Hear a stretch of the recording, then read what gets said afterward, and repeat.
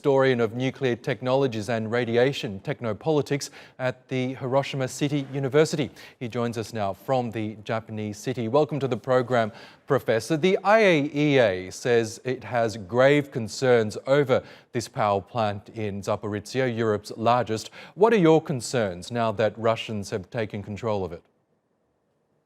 I think that there are a lot of concerns of radiation releases being possible when you operate nuclear power plants in a war zone, or even when the nuclear power plants are turned off, because if there is accidental fire that hits it, accidental missile fire that hits the plant, there can be a compromised reactor. But even if the reactor is turned off, the fuel in the reactor and the spent fuel needs to be cooled. So you have to have electrical power and functioning plumbing in these reactors, even if the reactors are turned off. And if those fail because of warfare disrupting the plumbing supply, for example, then you can have meltdowns of fuel.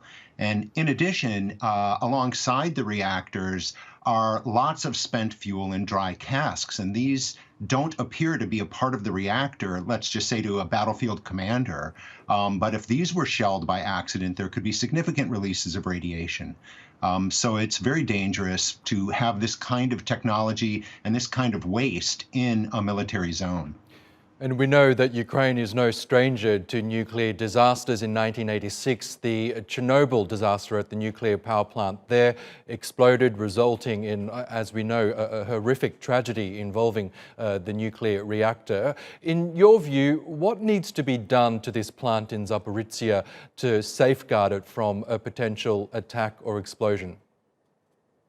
Well, it needs to be clearly understood by the Russians that the nuclear power plant is not a target or an asset to be taken or used, that it is an incredibly dangerous technological installation. So they may look at it as a way to control the electrical power in the Ukraine. They may look at it as a military tool, but that's absolutely a dangerous way to use this kind of technology. So what needs to be done is that there needs to be an acknowledgement by all combatants that nuclear power plant operation needs to be allowed to continue without interruption, and nuclear power plant staff need to be able to, shifts need to change, people need to be able to maintain these reactors. So there needs to be just an explicit understanding that these are not tools of conquest or possession in military conflict.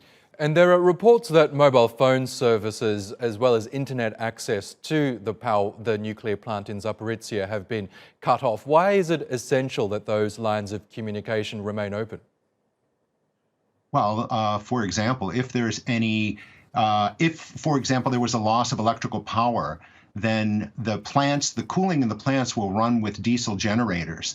There's only a certain amount of diesel on hand, and so there would need to be information that the plants were in this situation so that additional diesel could arrive and refuel the generators to keep the plants from melting down. So communication about what's going on in the plant, communication about risks to the public need to be clearly, there needs to be open communication for risks of this sort that are on such a grand scale.